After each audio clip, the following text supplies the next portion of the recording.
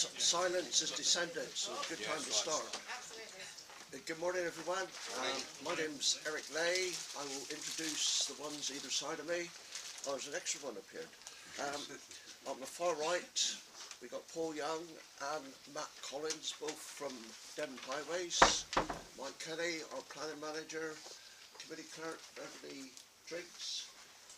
Legal advisor Damien Hunter, and vice chair Jasmine Chesters. Good morning. Just a couple of little things, please switch off mobile phones. Toilets are through the door, first on the left. And the first item, we're being filmed, so if the request, you know, if there's a request, we're going to go with it. And a personal comment. For the first time in years I've succumbed to a common cold, so if I sound thicker than normal, apologies.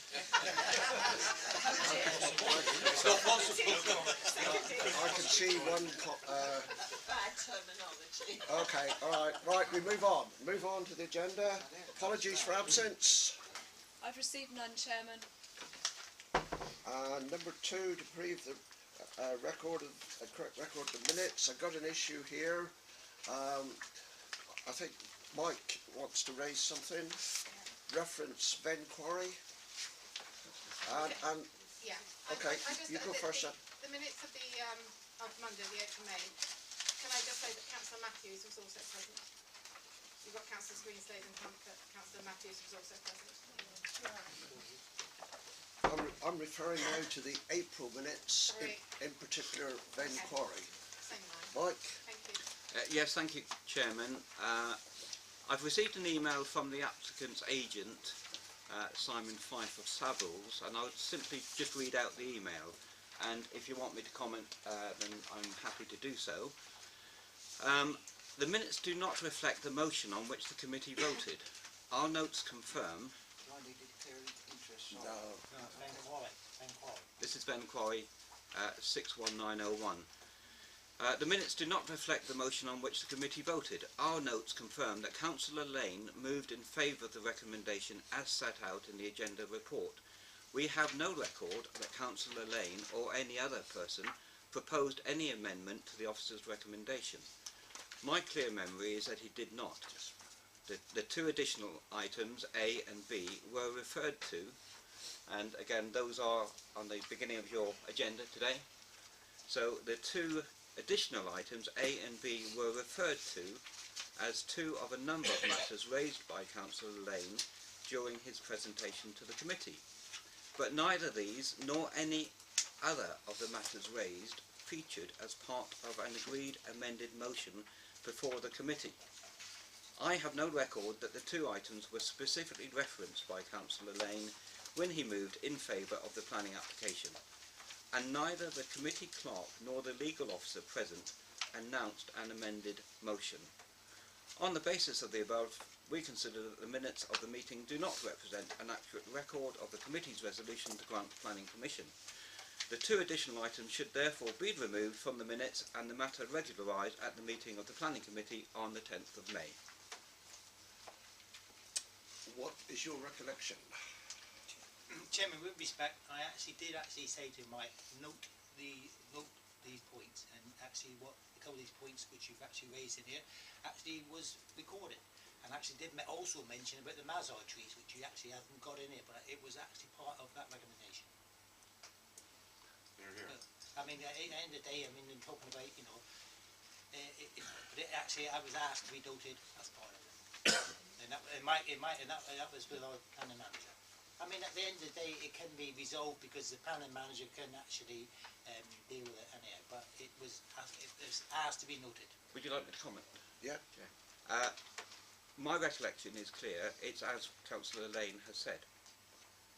Because I recall saying that if that is the view of the planning committee, I'm happy to take that on board. And I said that with both.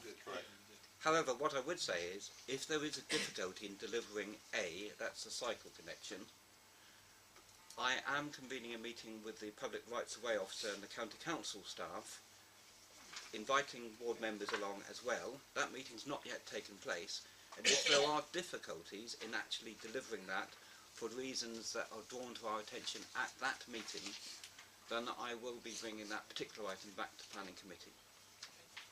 But I can't tell you that at the moment. We've not convened the meeting. You happy with that? Okay. So you all in favour of that? Right, okay. Items brought forward, you please know that I have none. Declaration of interest? Yes, Chairman. Councillor Moore has declared a disclosable pecuniary interest in plan application 62187 and Councillor Warden has declared a personal interest in plan application 58603, Chairman.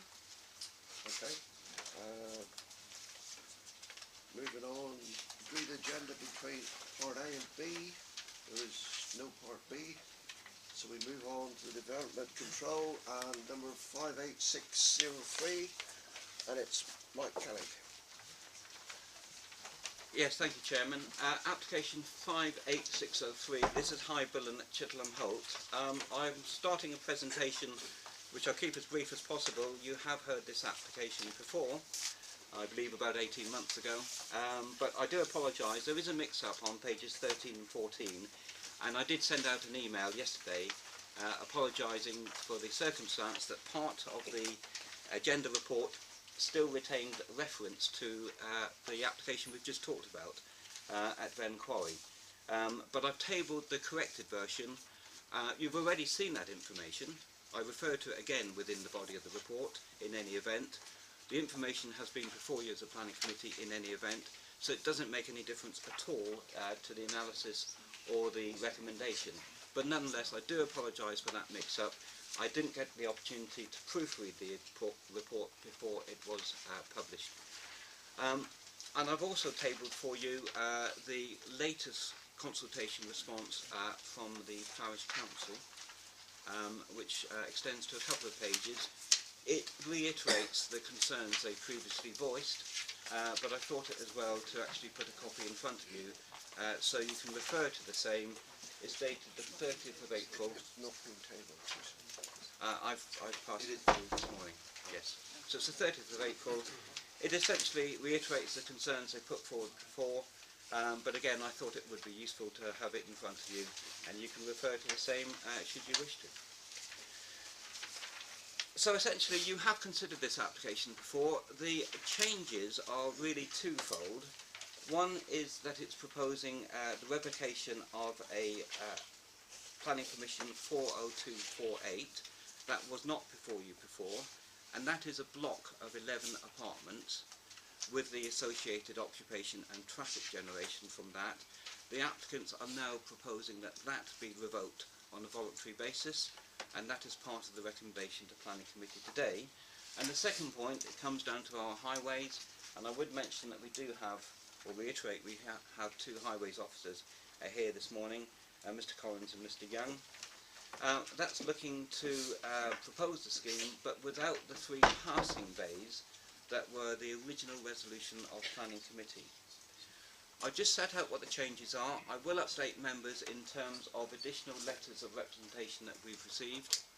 I'll mention a couple of points about the economic business case and ecology, just to update members, then I will just refer to highways. So if we go to page 2 of the agenda, so the proposal, 58 lodges and a 16-bed hotel extension, exactly as considered by you before, and of course you've also had the benefit of a site visit. It's looking to revoke Planning Permission 40248, and this is in itself an amendment from an earlier scheme that proposed 94 holiday lodges. So we're now down to 58 holiday lodges. You're familiar with the site, you've been out there, but again I just want to point out the location of the site. The red line is the site of the actual proposed lodges, and that's a land ownership plan showing the full extent of the Highbullen estate. Just in terms of site and surroundings, I don't need to say very much about it. You've been out there to look at it for yourself. I do make reference to the local highway network. It refers to Newlands Hill, but that actually is not the main route that's being formally proposed. Newlands Hill happens to be one of 4 routes that serves the site. The characteristic otherwise is of rural lanes that serve Chittlehamholt. And there is a particular issue which we'll come on to regarding Newlands Hill. Now, the reason for the report to members is that when it was last considered on page 3, a specific provision was the provision of and improvement to passing places on Newlands Hill and associated signage. Now, because that was a specific provision, that's coming back to you today because that is not able to be provided. And I've made it, I hope, clear in terms of the explanation on page 3. Obviously, I'm assuming that you have read the report, but the situation is at the time of determining the application in December 2015, we did receive representations regarding to the effect that the land identified to accommodate the passing bays was not actually in the ownership of the County Council. The position was uncertain, and both authorities progressed the application on the basis that it had and did form part of the county highway and could therefore accommodate the highway improvements. The County Council responded to our consultation on that basis. So our legal team were instructed to prepare the legal agreement in January of last year, but subsequently the County Council has been provided with definite information that indicates that the land identified as appropriate for 3 passing bays is in private ownership. As a consequence, the application is now brought back to Planning Committee at the request of the applicant to be reconsidered on the basis of revised information that is before you, and that includes the revocation of the apartment block, of the 11 apartment block permission that I've referred to. Just to provide the full picture as well, running in parallel with the present application is an identical outline application.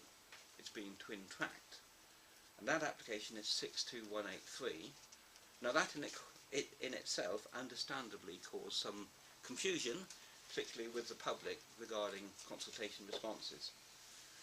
Should this application be approved as is recommended this morning, that twin-tracked application will be withdrawn, and the applicant has so advised.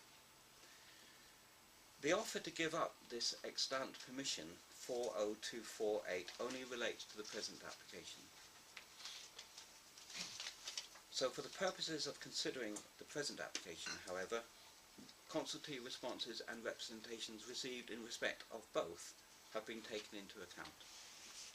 So notwithstanding they fall to be determined on their own merits, I've read all the letters and representations and consultee responses in respect of both applications.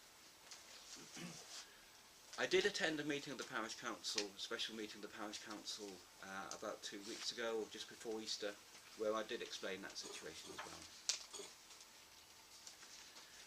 So if we go on to the body of the agenda report, I've set out the consultation responses. I do have to refer to very quickly a number of recent representations. There's going to be a separate presentation by Mr. David Ball that we've loaded onto this PowerPoint, and that's from an objector to the scheme, but that's going to follow my presentation at the appropriate point. But we have had additional letters, and I will be providing the committee clerk with this information from a number of properties. Chapels Farm on the 4th of May, a property called Cholwells on the 23rd of April. There was a letter sent to all the Planning Committee on the 28th of April as well, to which I make reference. There was a further letter from Cholwells on the 4th of May. A letter from the old post office on the 3rd of May. A letter from a property called Butlers on the 27th of April. One from Whitmore Lodge on the 21st of April. One from a property known as Lower Spycott, or S-P-I-E-C-O-T-T, on the 17th of April. One from, I think it's called Featherstones, on the 19th of April. one from Watertown House on the 26th of April, one from Pierce's Farm on the 11th of April, and I received two on Monday from Sunnycott on the 8th, and from a Claire Payne, which didn't give an address, on the 8th of April. So procedurally we have had a substantial number of representations, but I did want to update members on that. And I've also referred to the latest consultation response of the Parish Council, and indeed that's been tabled for you. The application still falls to be considered on its own merits, so I haven't neglected or omitted the original consultation responses. It makes for a longer agenda report, but nonetheless, as a planning committee, you still need to consider all the representations and all the issues. So they've all been set out to you again, and that's why I make a distinction between the original information that you've considered before, and the additional comments, and those are the most recent comments for you. So, for example, on page 5, with regard to the Highway Authority, I've set out the original information.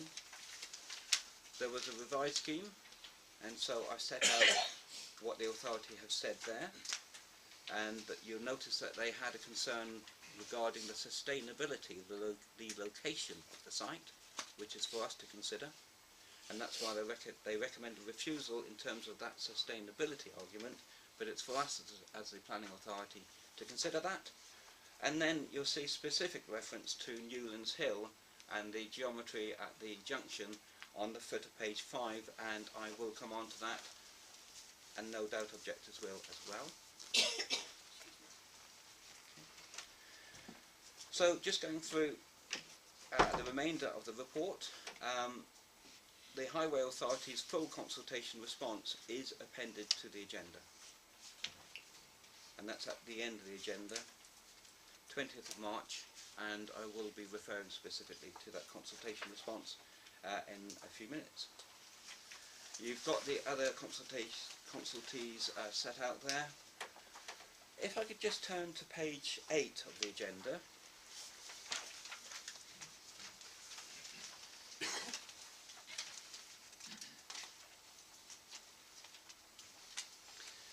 I would just wanted to update you regarding ecology. There were concerns that the ecological information had not been properly reviewed, and that came up at the Parish Council meeting.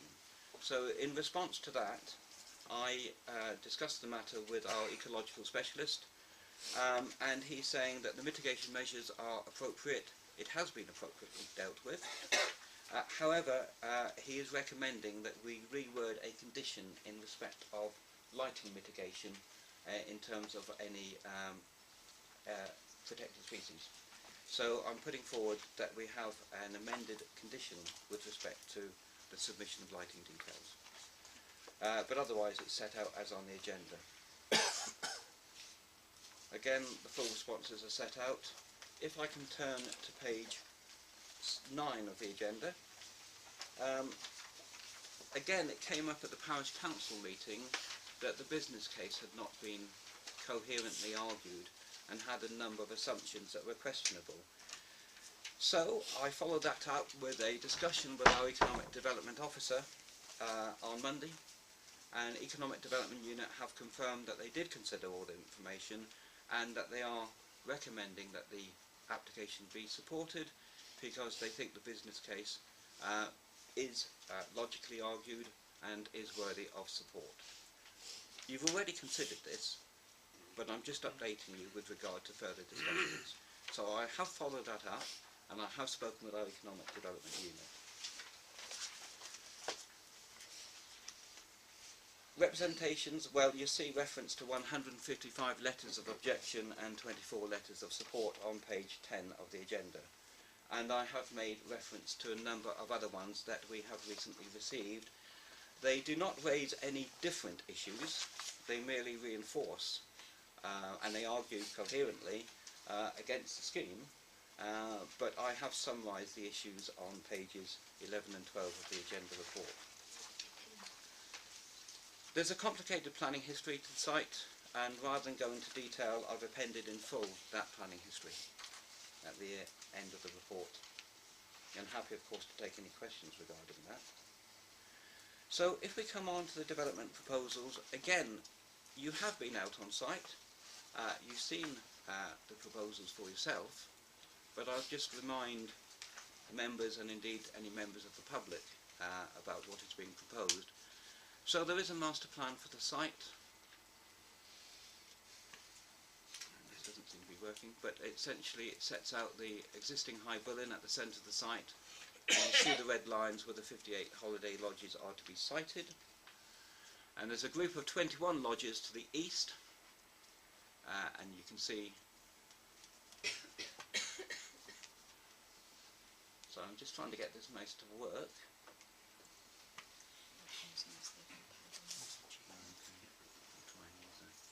Well, I think it's fairly obvious there are 21 lodges to the east of the site, and then going through, that's the existing fairway taken on a clear day, and again you see it there.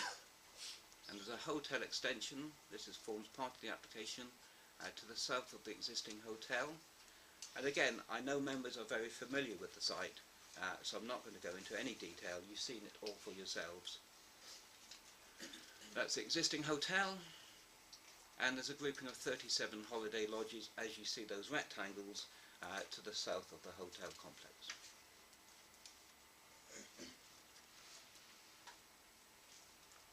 And lodges are to be adjacent to the existing line of trees. So in terms of the habitat and the ecological value, I think you've got a fairly clear idea in any event, but these are to be adjacent to the existing tree lines and sited on existing fairways, which has the consequence that the 18-hole golf course becomes a 9-hole golf course. Again, just showing that these are indicative designs. So those are the planning proposals. I've tabled for your information the updated, corrected economic business case, but you've already seen that and you've taken that into account. But nonetheless, to be clear, I have tabled for you the updated information relating to capital spend, investment, new job opportunities.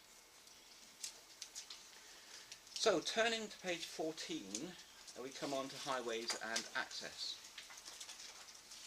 And I've referred to the relevant policies of the development plan.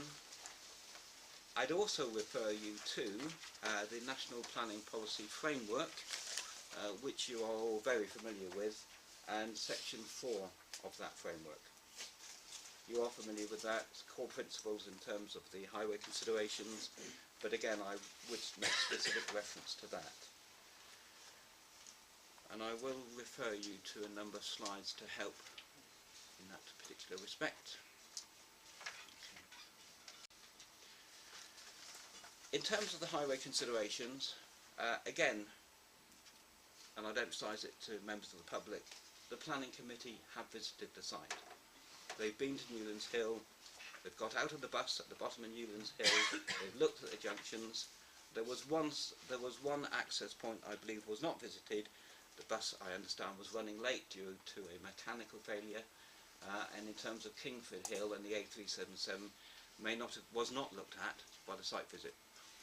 But members know the area, they know that road, and I don't think, I would say professionally, that makes a great deal of difference to your consideration of this application, the circumstance that you could not visit that particular junction. So I just make that point.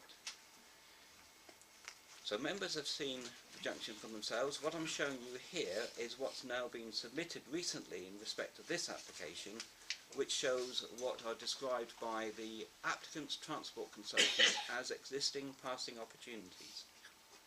So that's along Newlands Hill, and the applicant's highway consultants, professional highway consultants, have identified 21 passing opportunities, as they're phrased, along Newlands Hill.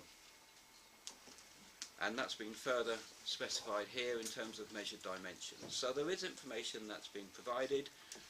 It's not necessarily accepted by all parties, I understand that, but nonetheless, this is for members to look at for themselves, and I'll come on to the junction dimensions as well.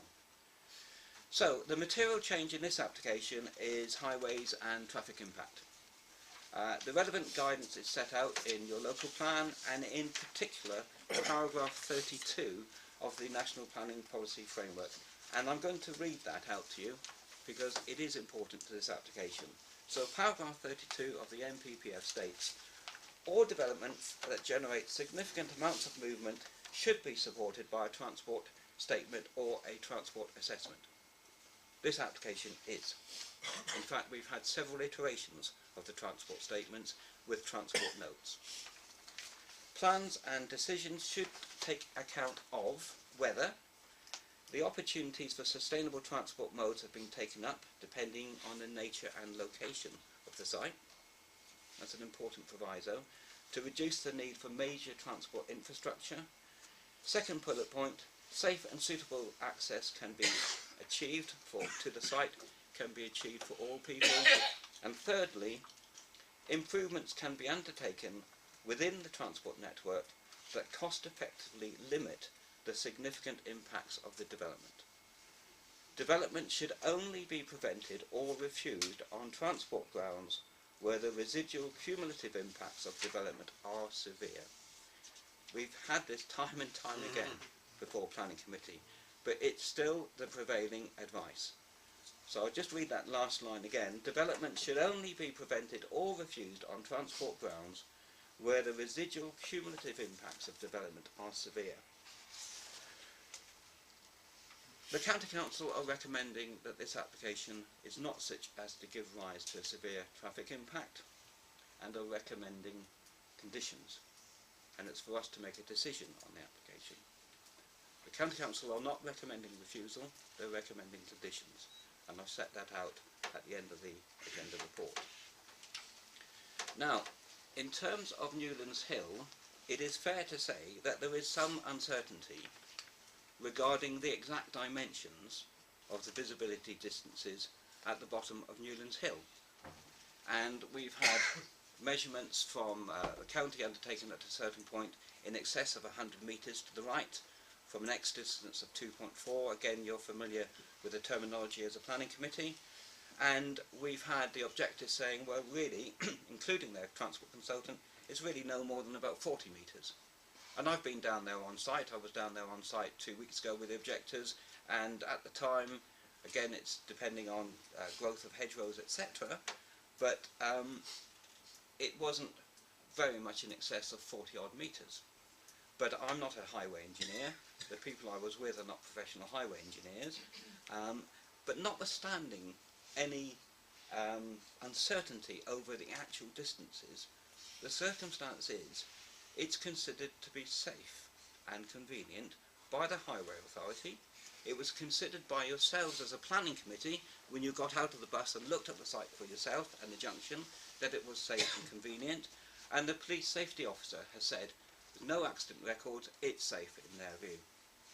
So notwithstanding whether we're talking 40, 60, 80, 100, it's safe and convenient and is not the reason for refusal of the application. But nonetheless, there is some uncertainty regarding the actual dimensions. But you've seen it for yourself. And the County Council's response has been clearly set out.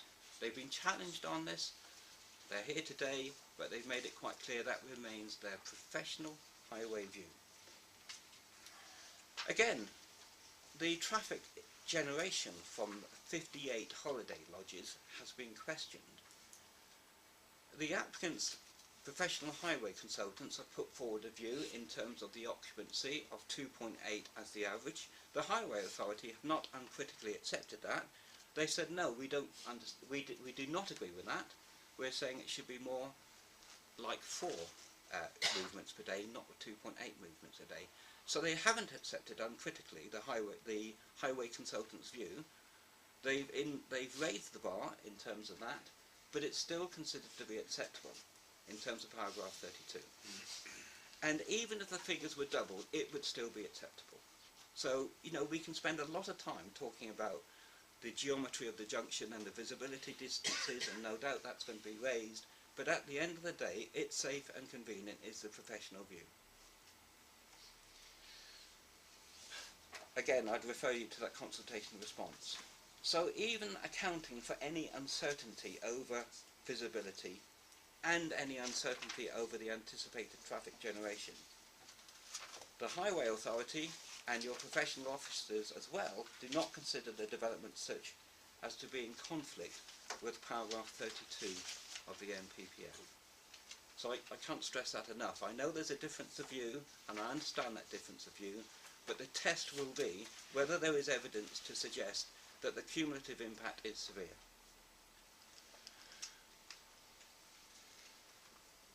The Highway Authority referred to the unsustainable location of the site, and again that's referred to in the NPPF.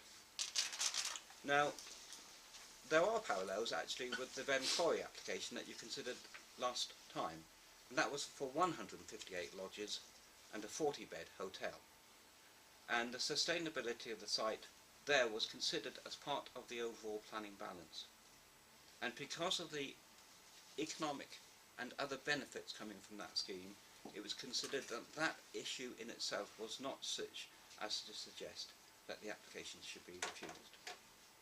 So taking into account the economic and social benefits and the mitigation measures that have been outlined on the agenda and put forward, including the travel plan and the revocation of the apartment block for 11 apartments and operational changes on site, it's considered to be compliant with policy. Now, we can look at some detail regarding policies. The point I would just make at this point is policy TRA1A of the adopted plan does refer to the need of development to have good accessibility to a choice of transport modes. That's a very prescriptive approach in that policy, and that policy is not aligned closely with the National Planning Policy Framework that I've just outlined.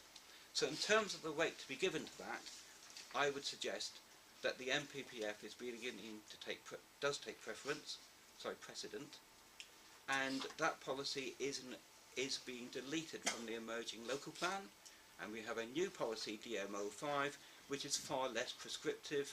That policy has not been challenged in the hearing sessions held before Christmas, and so it's anticipated that that policy will go through in terms of the emerging plan, and of course it is compliant with the National Planning Policy Framework.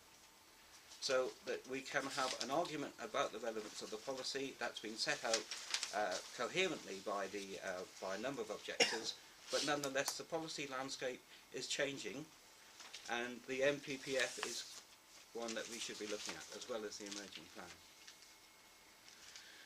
So, having regard to that, and again highway colleagues are here, on balance it's not considered to be in material conflict with the local development plan, and on that basis reference to a particular High Court case, Staffordshire Borough Council versus the Secretary of State, is not considered to be applicable. The circumstances are quite different. In any event, we've not read the entirety of the judgment, but there's not considered to be a material conflict, and on that basis the recommendation on the highway grounds is that it should be approved. Just to finish off, Chairman, if I may, because I do know that the highways are the central part of this present debate, I have set out in some considerable detail in any event the highway issues. So what I've been talking to you in the last couple of minutes is not actually set out as such on the agenda, but I set out clearly, I hope, the highway considerations there. Just taking you through the rest of the agenda report. Well, design and scale of the lodges, well, I think you've seen some of the, just again to remind you, the revocation, by the way, of the permission, that's the site, and they've carried out some works already to implement the permission. That's extant permissions on the site, and the one we're talking about is 40248, again existing facilities. I just wanted to show you, because this is the running order on the agenda, what the indicative designs are. I don't think it's central because this is only an outline application, but that's the designs for it. It's likely, in fact, to change, I have to say. Those were at that time, and I don't think that they necessarily will be the case afterwards. There's no further updates in respect of the remainder of the agenda report. I've referred to the ecology, so just moving on, if I may, Chair, to the conclusion on page 28 of the report. The statutory purpose is to contribute towards delivery of the Sustainable Development Agenda, so page 28, and I refer you to what you already know in terms of the material planning issues.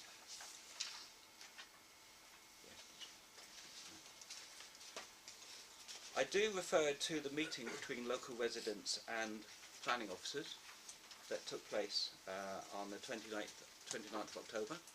So I did go down to meet the Parish Council on the 20th. I don't mean the 29th of October, do I? I don't know why it says that. 10th of March, I'm sorry. 10th of March, page 29. There was a meeting. The County Council have given comments on the points that I summarised, which I'm quite happy to refer to. Sorry. Chittlehamholt, what did I say?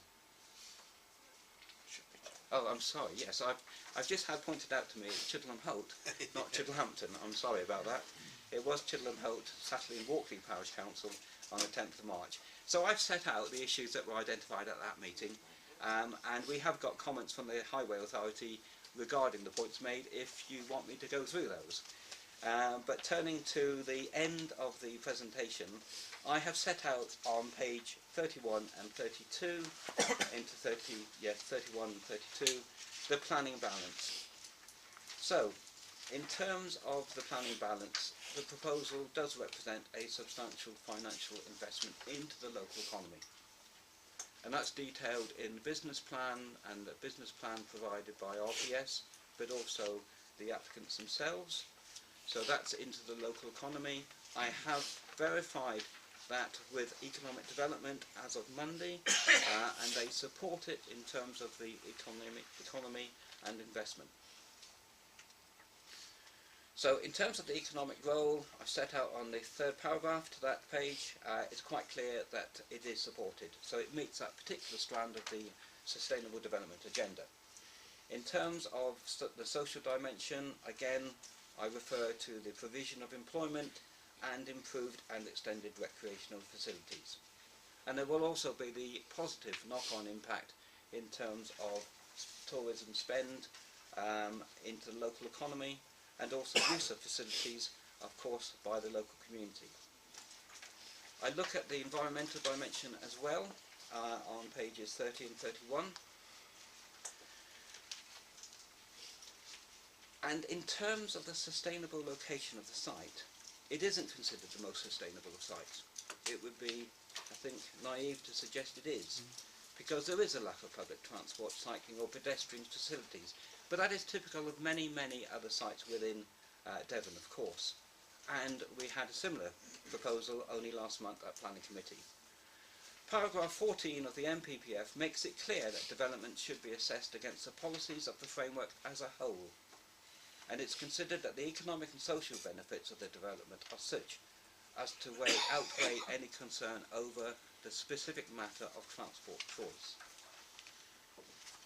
And I then go on to say, in the absence of a formal objection from the Highway Authority and also the emergency services, which I neglected to mention, but they have not maintained an objection, the localised impact on the local highway network is not considered to be such as to outweigh the economic and social benefits of the proposal.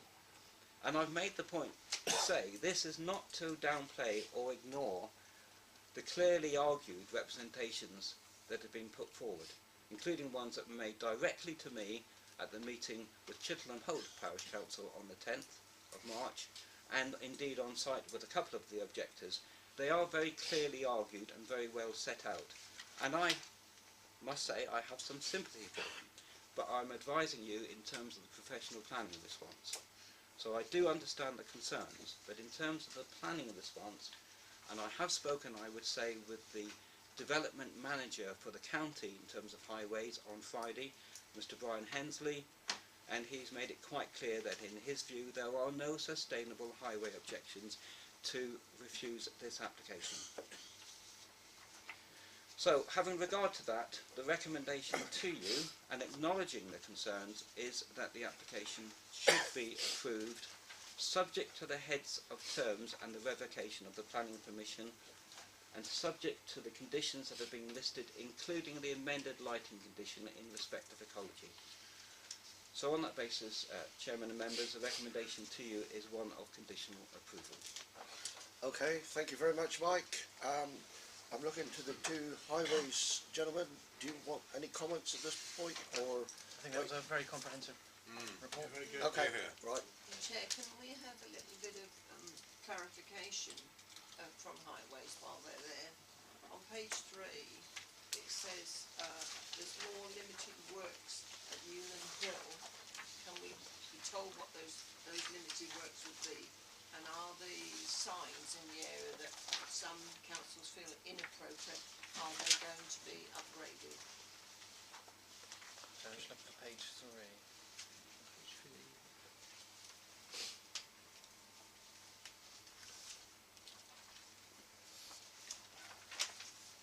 Do you mean in regard to the previous consideration? The report to members, it says on 3 paragraphs up the bottom line there, and it says the more limited works to Newlands Hill and excludes provisions for new passing places. What are those works going to consist of?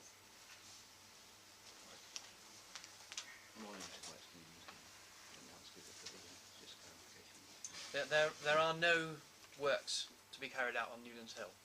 The previous consideration was that there would be provision of 3 passing places,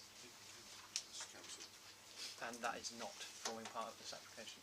In other words, it appears to refer to the last application. It says recent report to members, and that is in it, and it says and more limited works to Newland Hill. That now excludes the provision. So you are saying that you were going to do some works there. No, you're saying you're not. Is that right? Could I clarify that? Yeah. It might be simply terminology. It's, I mean, I'm showing you the existing passing opportunities, so it's as described there. It's not proposing to carry out any work, so apologies for that misdescription. It's not clear, is it? Thank you. Is there a question? Can I ask a question, Chairman? I was going to come to Okay, fine. speakers, questions Just one afterwards. question, Right. a clarification, because at the last meeting when we were discussing whether we would go there on a site meeting, I did say to Mike, had the applicant approached the owner of those other parking places which you can't get, and you did say yes. Now, can you clarify that they have actually contacted, because that's what you told us? I don't recall that, I have to say, because my understanding is the applicant has not contacted. Yeah, will you tell me at This- the last meeting? Alright. We are dealing with the present I application. just Yeah, okay. wanted clarification Right. because of the parking spaces you're talking about. All right. Right, I've got 19 people wishing to speak.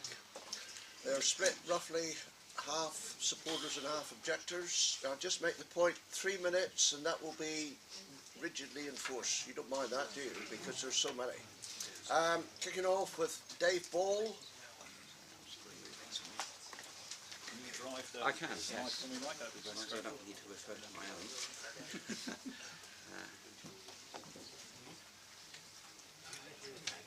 Good morning, committee members. And I request, please refrain from duplications. You might find it difficult, but please try your best.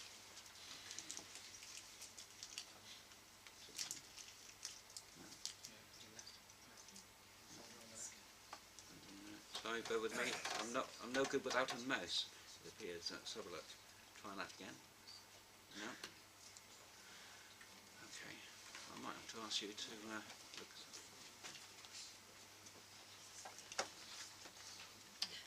Do that one at the top. It's Dave Ball, yes it is. Chairman, I'm glad you came along. can I just, I need to, can I just declare a personal interest, because I think I actually declared a personal interest previously because I actually had land across the valley. I didn't need to, but I thought it'd be right to declare it. So I'm able to declare it now. But there's no effect, but I just thought I'd declare it, just for reference. Thank you. I can reach to there. Yes. I can hit myself, that's Oh, fine. you want to do I'm that? fine, I'm Okay. okay, thank you. Good morning, committee. My name's David Ball. I've lived in the parish for over 17 years. I'm currently a serving parish councillor, but this is a personal statement. It's clear from what's been said through Mr. Kelly's report and what he's emphasised about the importance of the professional consultants that he uses, that the resources within the planning department to scrutinise applications are quite limited. However, I'd like to just make a quite clear statement here. All of the opinions that you're being told are in the future. They're not facts, they're opinions.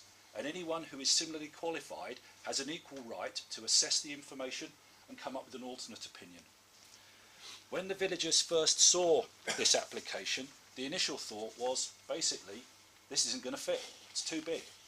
But we knew that our gut feeling wouldn't carry any weight. So we fundraised, and we commissioned 4 expert consultant reports, one on planning, one on transport matters, a chartered civil engineer specifically on junction safety, and Devon Wildlife Trust on ecology. You may not be very familiar with those reports. They are all in your information pack, but unfortunately they are not explicitly referenced in the planning officer's report to you today. So you have to go hunt them down. Given there's a clash of opinions, how can you judge which opinion to give the weight to?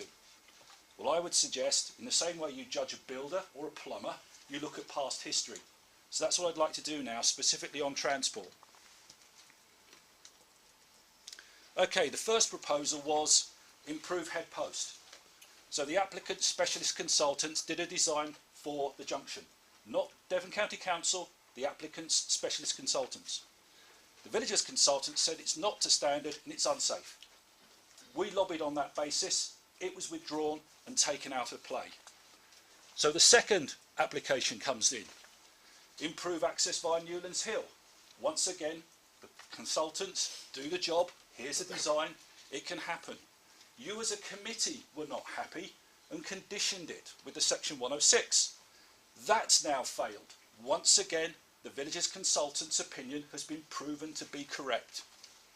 So now we're up to version 3, which is change the assessment, we don't need it, in our opinion.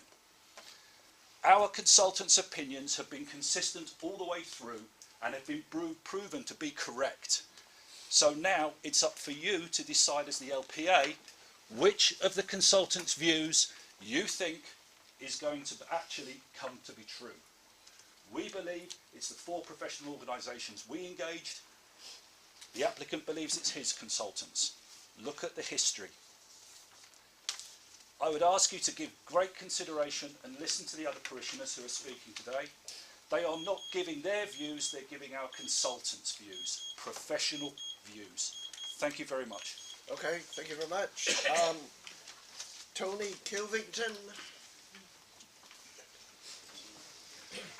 Good morning. I'm Tony Kilvington. I live at Pierce's Farm, which is next to the Highbullen estate. I object to the proposal for many reasons, but would like to speak today about access and transport issues. A decision on this application is in danger of being made on the basis of speculation about the number of daily trips that users of the proposed lodges may make. The Highways consultation reply takes no account of the characteristics of the access routes, deliveries to the site or road safety issues. And we are told that each application is considered independently, but Lord Justice Mann in North Wiltshire District Council versus the Secretary of State for Environment ruled that, and I quote, "One important reason why previous decisions are material is that like cases should be decided in a like manner so that there is consistency. Consistency is self-evidently important to both developers and development control authorities, but it is also important for the purpose of securing public confidence in the operation of the development control system. I would like to list some previous refusal decisions made by this district council.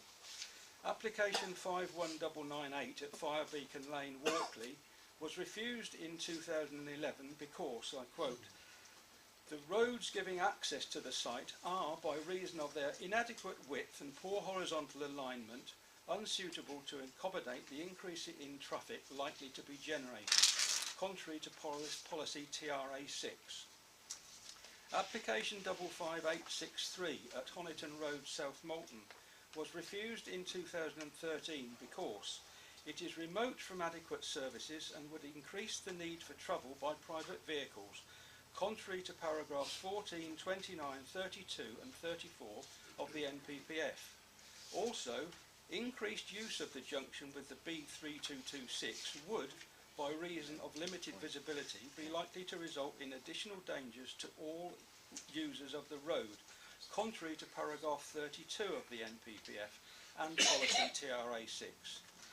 Application 55093 at Barton Wood East Anstey was refused and appealed.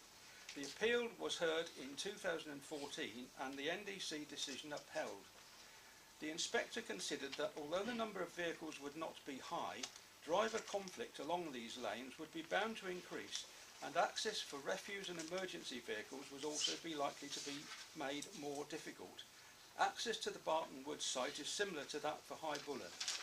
My purpose in speaking here is to request that in the interest of consistency you employ the same reasoning in determining application 58603 that has been used in refusing the applications I have mentioned. Thank you. Okay. Thank you very much. Charles Moberly.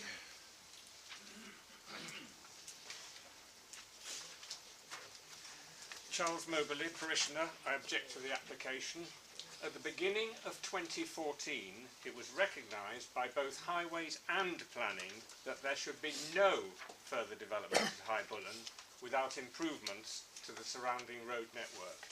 This is from the decision notice for the Palazzo 56496. I quote, "Following the Highway Authority's concern over the cumulative impact of the number of developments on this site, any further development that increases the traffic movements to and from the site will require highway improvement works between the site access and the B3226. We have now had 3 incarnations of 58603. The first did indeed propose changed access to the B3226 at Head Post. A parishioner pointed out that the so-called improvement would have resulted in head-on crashes on a sharp bend on a 60 mph road. Both the applicant's consultants, AWP and Highways, argued for a long time that that junction was safe. We persisted and were proved right.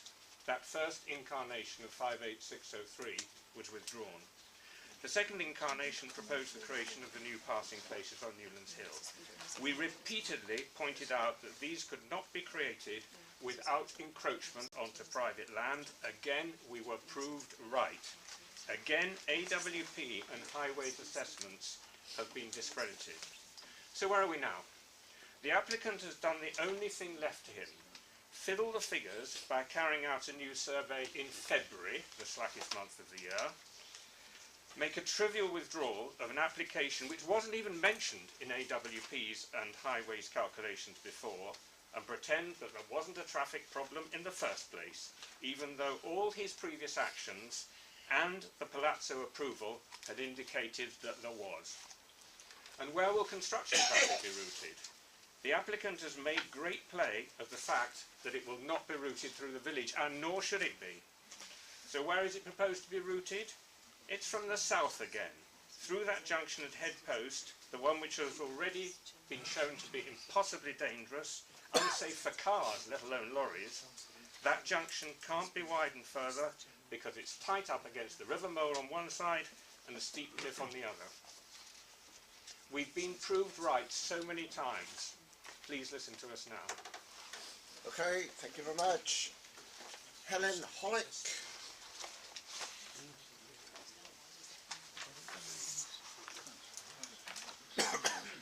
Before I start, I would say I am visually impaired, so please forgive any hesitation. I'll try my best not to. My name is Helen Hollick. I live in the parish and I object to the application. The pack you have been given quotes selectively from the local plan and the NPPF, but makes very little reference to the social and amenity impact on the local residents it should have done. So how do the residents of Chittlehamholt believe that they will be affected? At a parish council meeting on 14th of September 2015, there was a vote by parishioners on the application. The result was none in favour, not one. and 68 against. That vote appears in the minutes of the Parish Council. An even better indication of the strength of feeling against this application came later. 43 resident households, that is around 70 people in this tiny rural settlement, dug deep into their pockets to fund 2 reports by the professional firms Pegasus and TPA. In total, we voluntarily paid £3,695 from our own pockets for this one issue. To put this amount into context, this is the equivalent to 142% of the Parish Council annual precept.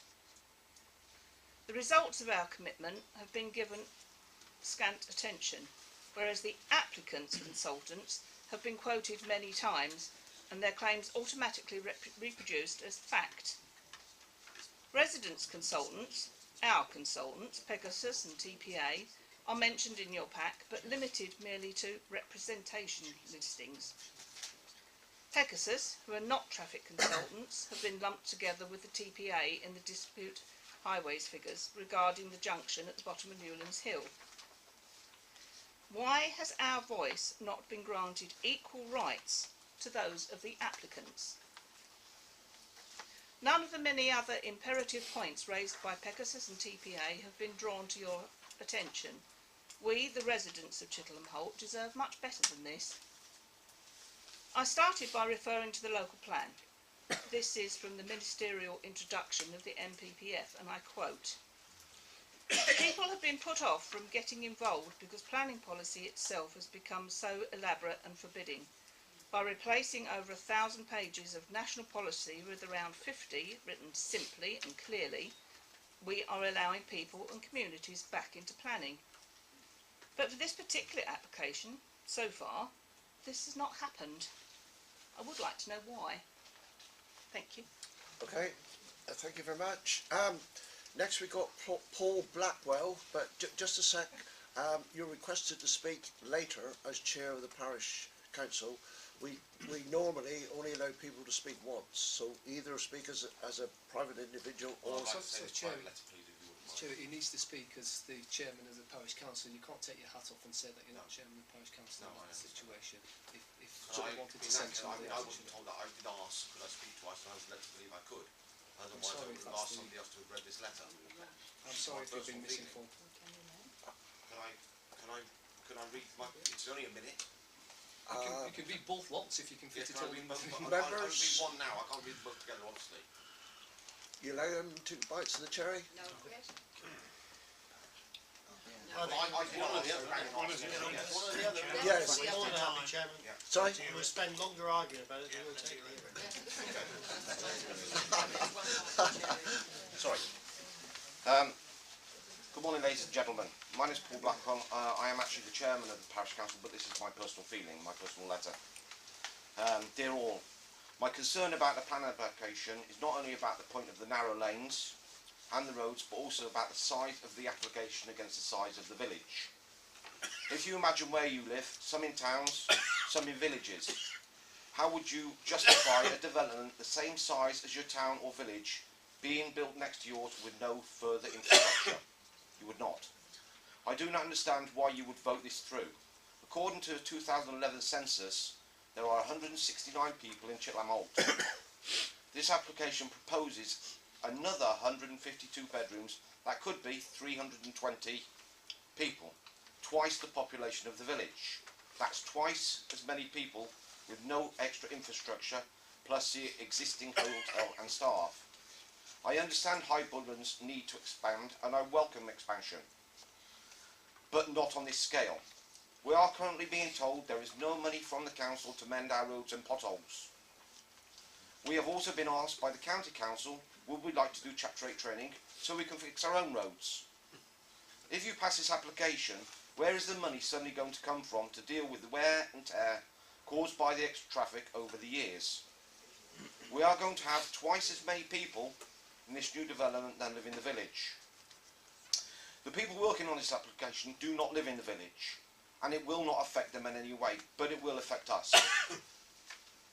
It does not matter how you present the application for 58 lodges and 16-bedroom extension, it is too big for the location.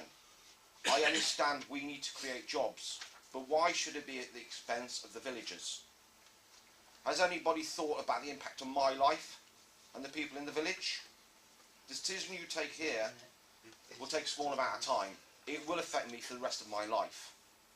Perhaps planning department could also advise councillors how they assess the impact on the village. I urge you to refuse the application in its present form. Thank you. Okay, thank you. And William Bowen.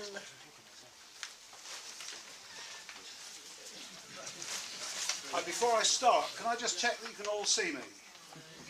Right. I'm Bill Bowen and I object to the application. I live just across from Newlands Hill and own the land that Highbullen said they could use for the new passing places.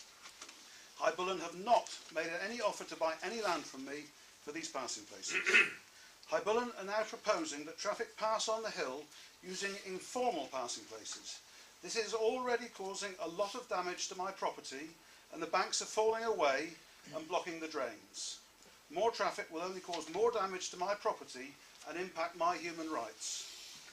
County Council Highways say that this is my problem. It's a civil matter and nothing to do with them. They say I myself should do something to stop the traffic from damaging my property. They say the damage to my property from extra traffic from this application and the impact on my human rights is not for them to consider, but it is for you as the planning authority to take into account in your decision. Mike Kelly came out last Thursday to look at the damage to my property, to see how Highways keeps stealing my land by tarmacking over it, and to see that the fire engine and ambulance will not be able to pass other vehicles on the lower half of the hill, and to look at the dangerous junctions that the extra traffic will use. This was all videoed and with his agreement and is available on YouTube. He took many pictures as evidence, which I'm sure he'd be happy to share with you. Matt Collins has measured the visibility at the bottom Newlands Junction to be approximately 105 metres, and I have this in writing. And he judged this not to be unsafe. Cars travelling at the 85 percentile speed of 47 miles per hour for the road need 132 metres to stop. Matt's numbers. Bear in mind Matt's measurement of 105 metres visibility. Last Thursday, Mike Kelly actually measured the visibility at the same junction, and it's all on video. I asked you earlier if you could see me. Mike Kelly could not see me standing 45 metres away at the side of the road, like I know. He could not see me standing 60 metres away in the middle of the carriageway.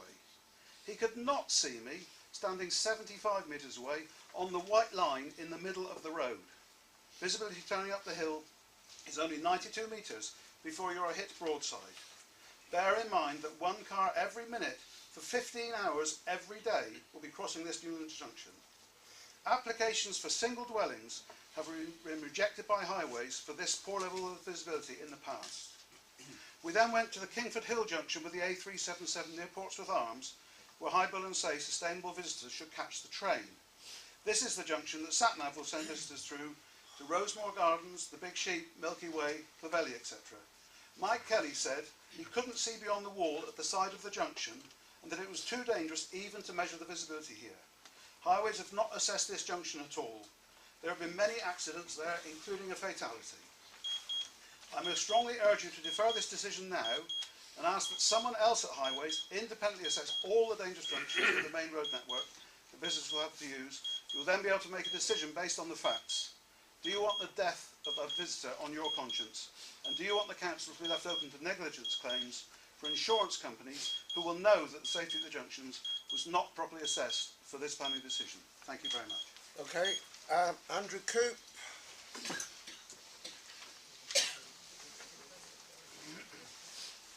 Andrew Coop. I'm a Chittlehamholt Parish Councillor, but I'm speaking today as a private resident. I object to the application. The information presented to you in your committee report for this application is flawed to the extent that I think it would be unwise for you to make a decision based upon it. I'll explain why. Now, Mr. Kelly earlier made reference to a judgment in the High Court. It was this one, Mr. Justice Green, November 2016. It clarified the relative importance of the MPPF and local development plans. The judgment says that under the terms of the NPPF, if a planning proposal is inconsistent with the local development plan, it should not be considered a sustainable development and it should be refused. In other words, local development plans trump the NPPF, not the other way round. So how does this application conflict with the adopted North Devon local plan? Well, first of all, policy TRA 1A says that developments which have an impact on the highway will only be permitted if they offer alternative modes of travel to the private car. The Highways Authority and the Planning Authority has acknowledged that this application will have an impact and that the only practical mode of travel this application offers is the car. Policy DVS 1A, which is your own policy which defines what a sustainable development is, says that a development must also conform to policy TRA 1A, which I've just quoted. Policy TRA 6 says that a development will only be permitted where the functioning of the road network or the safety of highway users is not harmed. Now, as you already heard from the other objectors, we don't believe that Highways have adequately assessed the road safety aspects of this application. They've only assessed road safety at one junction. They haven't looked at any of the other five that visitors to Highbullen will use. And as Bill mentioned, the junction at the bottom of junction at the bottom of Kingford Hill, there have been 6 accidents at that junction and one of them was fatal.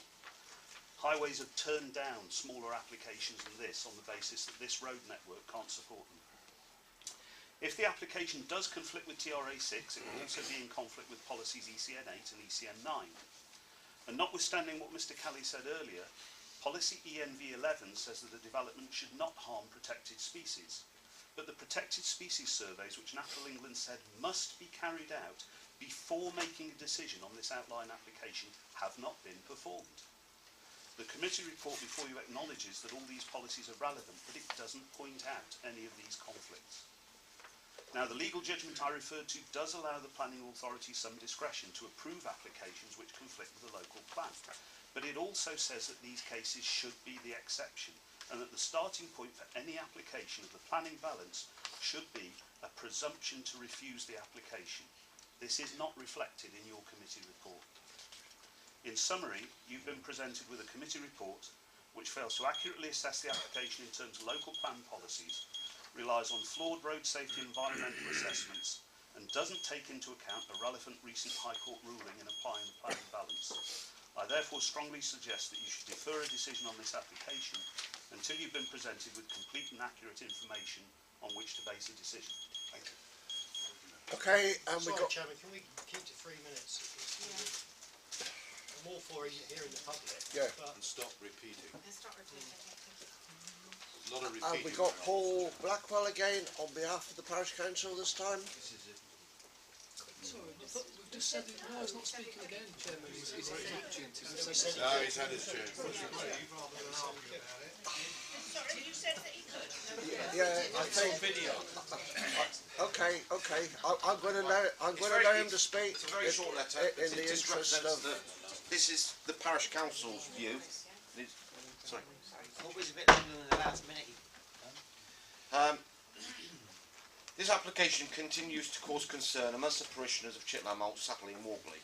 3 separate meetings of local community have been hosted by the Parish Council to listen to and respond to parishioners' questions, concerns about the proposed development. When the Council met on 24th of April, it resolved to object the above application. The Council will draw your attention to the points raised in the Council's previous response regarding this application. In addition, the Council would like you to emphasise the following points. The Council believes that the impact on the additional traffic through Chittlehamholt to and from via the small, narrow and in main single track road network, no matter how it be routed, would be excessive. Additional traffic through the centre of the Chittlehamholt poses a road safety risk for pedestrians as well as the increased level of noise and air pollution. Newlands Hill is already a problem at peak times. To deliberately encourage visitors to the hotel to use this route is ill-advised. The lane is narrow, steep and even with passer places originally proposed, the Council believes it is unsuitable as a primary route to and from the hotel. During rain, Newlands Hill runs with water and suffers from excessive ice in winter periods. which covers the lower half of the hill. Whilst various attempts have been made to solve the problem, these have been largely unsuccessful as a result. There is obviously a risk for all road users. The proposed development will reduce the availability of the existing facilities to many of the parishioners of Chittlehamholt, Satley and Walkley. We remain concerned that the proposal will change the relationship between Highbullen and the local community for the worse. For the above reasons, the Council strongly encourages the Planning Committee to reject this revised application. Thank you. Okay, now we come on to a list of supporters. Ian Alcock.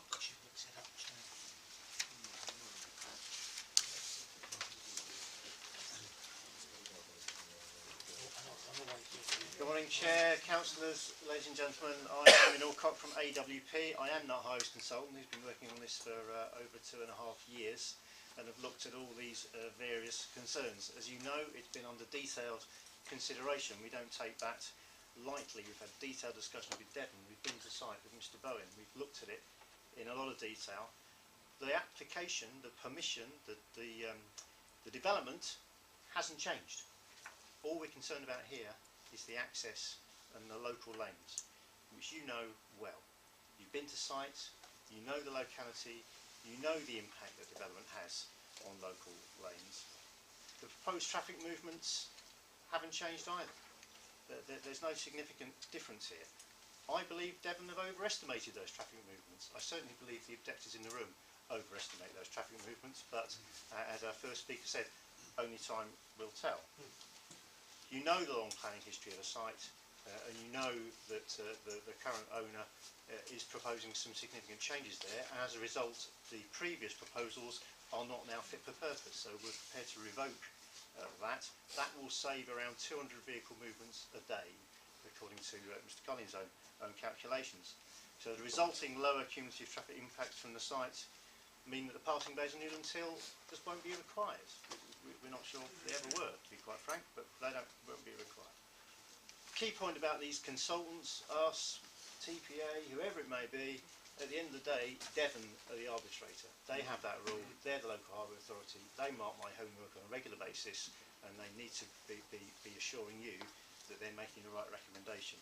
They've made a clear recommendation and they've given us quite a hard time, as you know. Mr Bowen's suggestion of 1 minute, I don't know where that quite came from. Devon accept the planning authority have to make this decision about sustainability. Mr Kelly's outlined that very well. We know we're in North Devon, we know there aren't very many facilities, but I've brought your attention, it's a leisure development. The facilities are on site. The hope we would have, if you're in Chittlehamholt, is that some of our residents will choose to use the pub, the local shop, and actually reinforce the local economy, rather than overawe it completely. I've therefore got no hesitation in concluding that the traffic impacts of the scheme remain acceptable. There's nowhere near this test of severity, as Mr Kelly's very well set out to you, and I commend it to you for approval. Okay, thank you. We've got David Terrell. I hope I pronounced it right. And to save time, if you're sitting at the back, after that is Peter Rowe. You can come down, come up and come down the side. Okay, thank you. Hello there. Good morning. My name is David Turner. I'm the General Manager at Highbullen. I'm reading the statement on behalf of Christopher Taylor. Costello. I have worked at Highbullen since 1993 and since 2012 witnessed a revival of Highbullen's fortunes, totally attributed to the considerable investment by Mr Chapman since 2012. We have now 65 full-time and part-time motivated and conscientious employees. Should this application now be approved, it is anticipated that 25 more full-time jobs will be created. These will be found locally if possible and advertised further afield if necessary. Those from away now have the best staff accommodation in Devon, completed in 2016, again demonstrating Mr Chapman's commitment to Highbullen. The reputation has gone from strength to strength, with many guests returning after years of absence. TripAdvisor and numerous tourism awards reflect this perfectly. Highbullen now hosts many prestigious events: Porsche Cup of Great Britain, Southwest Conservative Party dinner, Northwest Journal Business Awards, and the Exeter College Annual Residential Course. Should the creation of one passing place and improvements of two others scupper the future of Highbullen? Further investment is essential to ensure profitability. Business has to involve to keep pace with guest expectations and market trends. Highbullen offers a great range of sporting facilities, and approval of this application will ensure the upgrading and modernisation of the gym, spa, facilities and pavilion restaurant. As a destination hotel, these quality facilities also ensure guests remain on site. Directions to Highbullen are on the website, and to encourage guests not to use their sat-nav and to use the various routes available. However, in 24 years of travelling Newlands Hill, almost daily and often with trailer attached, I have never found this road difficult to travel. Appropriate care is required, as on all Devon country routes. I recall one small scratch at the junction at the top of the hill, but 3 collisions on the hill with deer over that long time span, and have never witnessed any accidents on it. The presence of Highbullen adjacent to the village improves sales prospects of local houses. At least 5 estate agents advertise the close proximity to the hotel to advance their sales, and even for properties in neighbouring parishes. Approval will ensure Highbullen is profitable in years to come, providing for guests, staff, local suppliers and trades, and the villagers. Failure to obtain planning approval would mean an uncertain future for Highbullen and the many that benefit from it. Thank you very much. Okay, thank you. Peter Rowe and Richard May after that, please, if he's...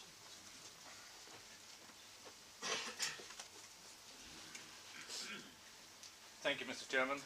I have lived opposite Highbullen for over 10 years, and I have to say I have not been disturbed by traffic over that period. I support the application for 3 principal reasons.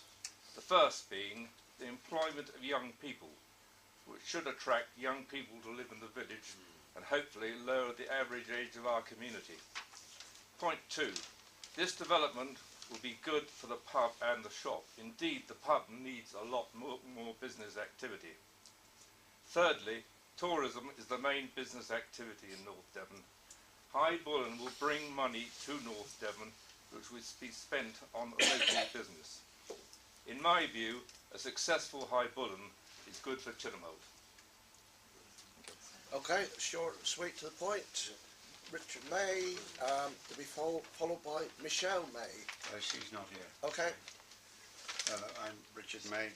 I'm from Forest Farm, which is halfway between Chittlehamholt and the 377.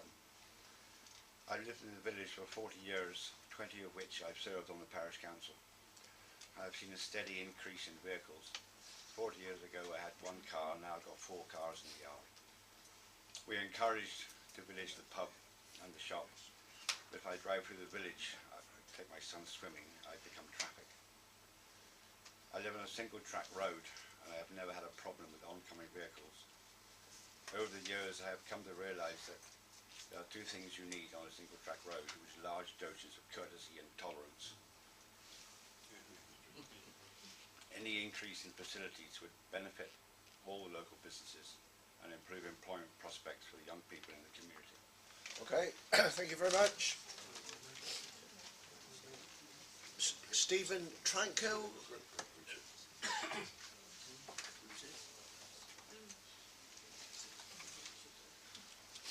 Morning everybody, my name is Stephen Tranquil and I live in the parish of Chittlehamholt. I live approximately 800 metres away from Highbullen Hotel. For the past 6 years, as you can see, I've been off medically disabled, so I spend most of my time at home. I'm on the main road going through Chittlehamholt and I see most of the traffic that comes through. Even during the Palazzo, when that was going under heavy traffic. And my daily exercise was to walk to the hotel and back, which is on a fairly flat road.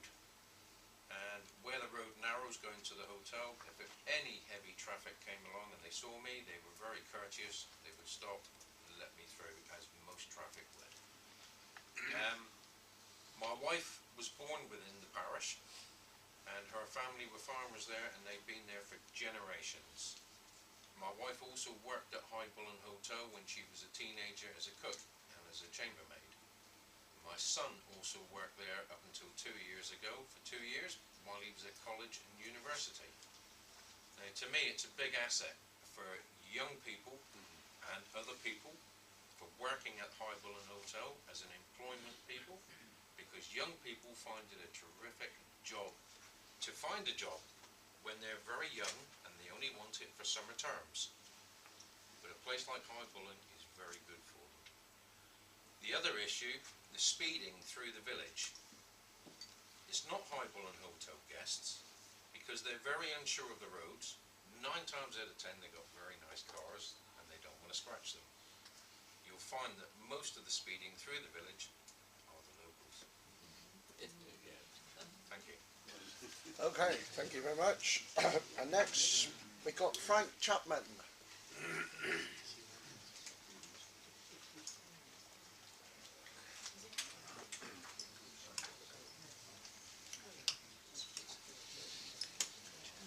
Good morning. Frank Chapman, owner of Highbullen Hotel. I think it was 17 months ago here, the previous application for 58 holiday homes and 16 hotel suites. We had 17 objections and 10 favours. After hearing both sides of the story, the 15 councillors unanimously agreed the application. Here we are, 17 months later, with the same, having the traffic problem, theoretically, objections being withdrawn. I would make the point that when we built the Palazzo 2.5 years ago, which can accommodate 800 people, we have not, in the last 2.5 years, ever received one complaint regarding traffic, regarding noise, regarding light pollution. We haven't. What we have, we achieved a rundown hotel, 4.5 years, to a 4-star, AA 4-star hotel, with 4 self-catering lodges, AA 5-star, many, many awards, and I think it's something that North Devon can be proud of, under the circumstances. When I first put this application in, for 100 holiday homes, the holiday homes were always the basis of, it wasn't viable without holiday homes. Otherwise nobody would do it. We've cut that down to 58 holiday homes. We've given them back the 11 luxury apartments. But it still needs our holiday homes. It still needs them. Without it, I would say that hotels never made a profit, including this year. But once we get those holiday homes built, it'll be a different thing. We will carry on the developments which we've started. It needs a lot more doing. So I sincerely hope that you'll see your way clear to give us that approval. Thank you. Thank you very much. Peregrine Mears.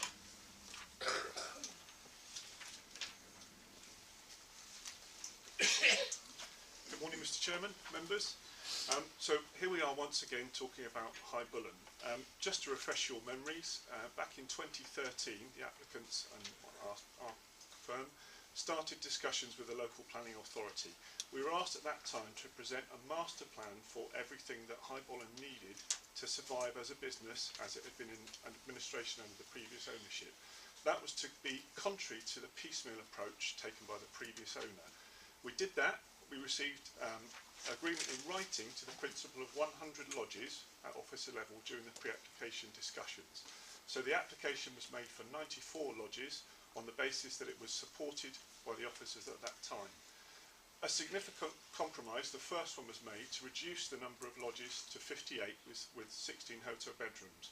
That's what you approved unanimously on the 9th of December 2015. A further compromise has now been made with Mr. Chapman, the applicant, agreeing to give up a valuable permission for 11 apartments and 29 bedrooms. That is a major compromise. We are now at a point where the hotel needs the security of an agreement in principle from yourselves to allow the further investment to be made. You've heard, and if you've been to Highbullen, you've seen it's a changed place now. It is much more successful. It has the potential to become the jewel in the crown of tourism in North Devon. Tourism and farming are the mainstay of our economy. What are we without that? So I ask you also to consider the voice of the people that haven't had a chance to talk here today, the 65 people whose jobs depend on your decision. Their livelihoods are affected. What do people do in rural areas if they don't work in farming or tourism? I ask you to give consideration to them, to allow the further investment that this decision will hopefully make, and to make a really positive statement for tourism in North Devon, and to also back the significant work done by your officers over the past 3.5 years, and therefore we would ask you to approve this application as it stands. Thank you. Thank you very much. We got the local ward member, Walter White. Mr. Chairman, I stayed there when the previous application came, and I said very much that I thought this application was too many lodges, and if they needed to do a smaller amount, that might be looked on a bit more sympathetically, and I still have that view. There is no question. I mean, I travel to Chittlehamholt on various reasons quite often, and whichever way you go in, it is not very good, and members did not see the junction down at the bottom of Kingford, which isn't very desirable at all. How many? We're talking about the lodges. We got if it's granted, how many permissions will there be, Mike, in the hotel?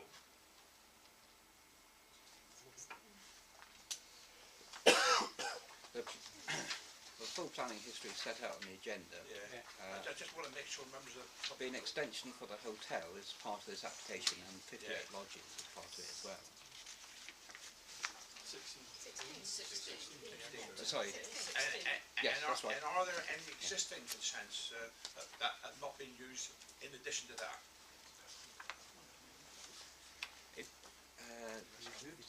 There's an extension to the brasserie is one that I think has not been implemented. That's not accommodation. At the end of the day, it isn't just the 58 for lodges. It is in addition to the hotel, and maybe some more after that. So we'll be talking about vehicles that are in excess of the 58 anyway. There have been queries regarding the traffic measurements. I don't know who's right and I don't know who's wrong, to be honest. But certainly, I would like to think that the number of lodges would be a less number, and obviously that would do a lot of reduction in the vehicle movements, because the majority of this traffic is going to come through the centre of Chittlehamholt. I'm just wondering whether the firm might be sensible to clarify all the issues which have been raised at this meeting this morning. I might wish to speak again, thank you. Okay, and we got the local county representative, Richard Edgeo. Thank you, Chairman. As you say, I'm speaking on the highways impact as the local councillor for the Highway Authority, Devon Council Planning. As I've said before, there are 4 ways into and 4 ways out of Chittlehamholt, and they are all small, narrow and substandard for the additional traffic generated by a development of this size. As a result, at the last planning meeting, when this application was considered, the requirement for 3 passing bays was to be conditioned by a section 106 provision to be placed along Newlands Hill. The Assistant County Solicitor has been out on site and seen the neighbouring landowners' title deeds and confirms that the land required is not adopted by the Highway Authority and is in private ownership. And as this is not this application now ignores this requirement for provision of passing places. It's been suggested passing opportunities exist. Those are on private land.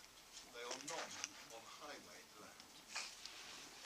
The owners of the adjoining hedge banks, which have been damaged already by vehicles squeezing past each other, including large agricultural vehicles, tractors and trailers and lorries, doing the existing deliveries to facilities in Chittlehamholt, they are worried that when the hedge banks are further undermined and fall in, they, as the owners, will be required to make them good and repair them at their own cost. Devon County Council's legal department have suggested that curbs could be put in as a requirement of the Section 106 agreement to clearly show the extent of the highway ownership. But this, of course, will not stop vehicles driving over the curbs and doing further damage. Devon County Council legal department say this will be a civil matter, but the owners can't sue owners of vehicles which have contributed in the past to the consequences of cumulative damage. It is clearly not a provision of the National Planning Policy Framework that development allows damage to be done to adjoining owners' private property, as is the likelihood here. And this is for the local planning authority to decide. This is too large a scheme and should be refused, and a further reduced number of units considered to reduce this damaging impact. In my view, there is absolutely no reason why a more modest application shouldn't be approved here, and we see how it gets on, what the impact is. They can always come back for more later. In addition, the visibility displays at the bottom of Newlands Hill and the road down to the A377 towards the Portsmouth Arms and Kingford Hill are still of concern as being far too short. Following the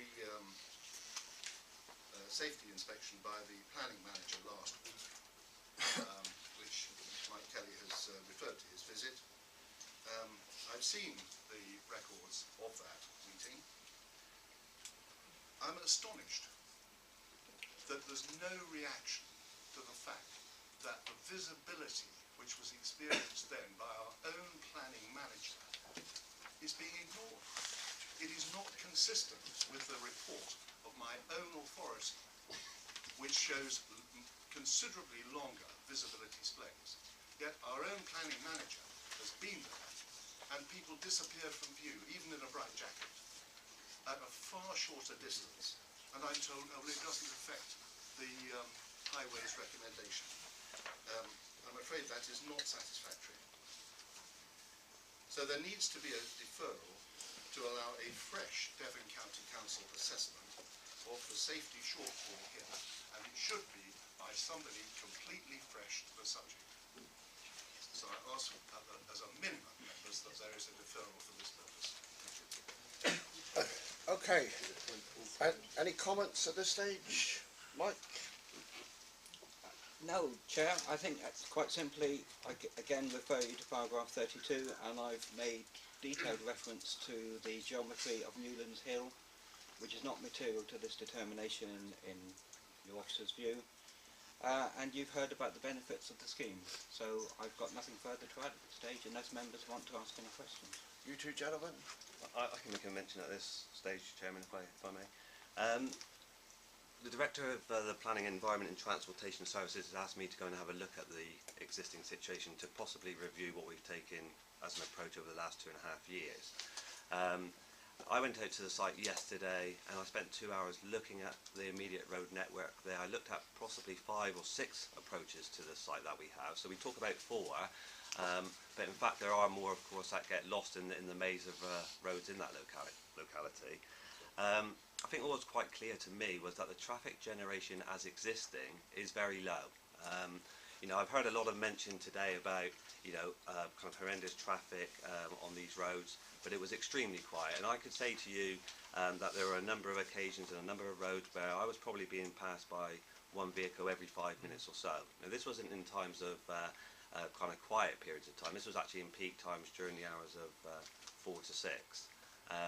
So your starting point is to look at the traffic generation as existing. It's to weigh, of course, the traffic generation that's likely to take place here. I think you have a significant difficulty if you choose to refuse this number of holiday lodges without evidence of what may or may not be acceptable. who are we to judge that if we are saying 58 is acceptable, what threshold do you then use to say what may or may not be acceptable as a reduction on that amount? Quite clearly, if we look in the order of 4 movements which Mr Collins has utilised as standard practice of the Highway Authority, it's not unusual for us to look at that many movements per holiday unit per day. I think what's quite clearly happened here, reviewing the last 2.5 years, is that we have a transport consultant on board which regularly deals with Devon County Council in providing not just theoretical traffic generation, which the County Council will often use for a robust assessment, but it's gone one step further. It's actually analysed what practical movements are taking place physically on site in and around that immediate road network. And obviously that carries probably more weight than some theoretical traffic generation that we use often as highway engineers. So we have a robust assessment that indicates that the situation is acceptable.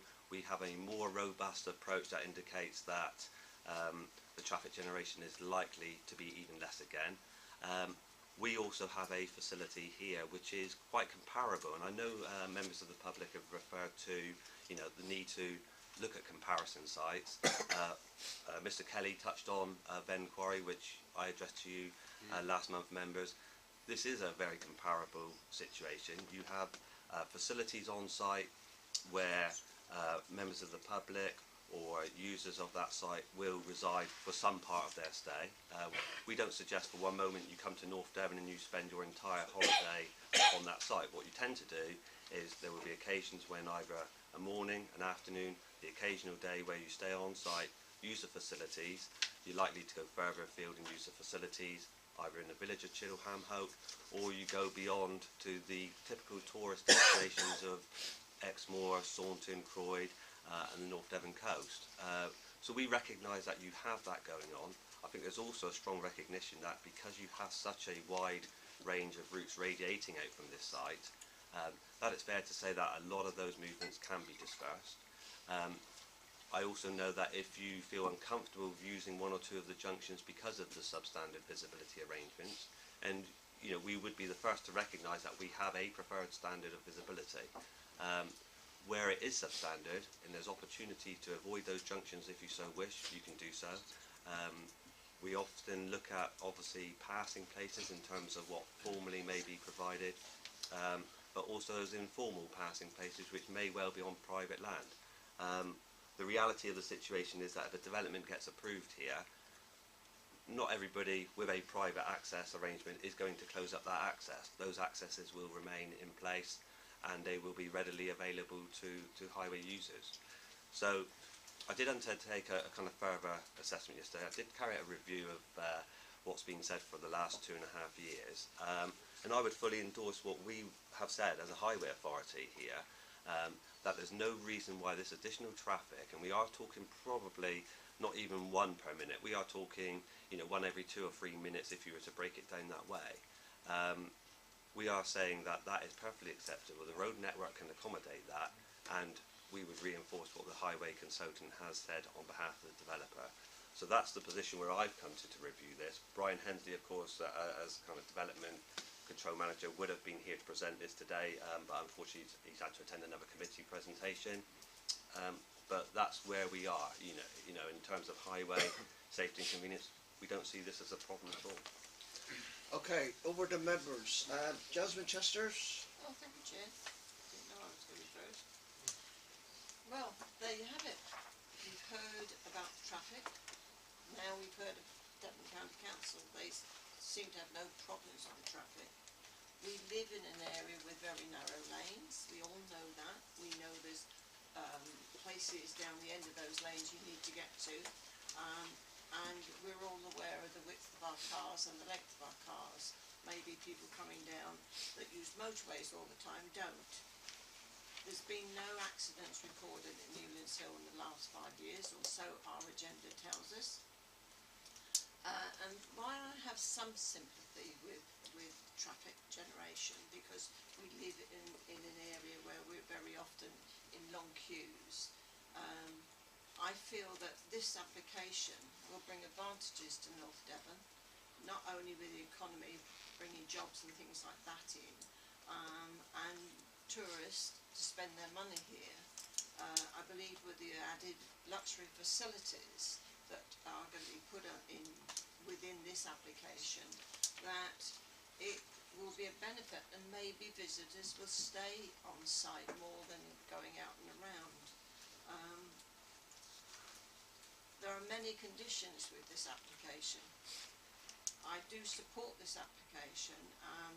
The 58 lodges, obviously they are looking, Mr. Chapman and Peregrine Mears are looking at viability, and the 58 will make it viable. I will support it, and I will even go as far as to give approval to this and recommend approval.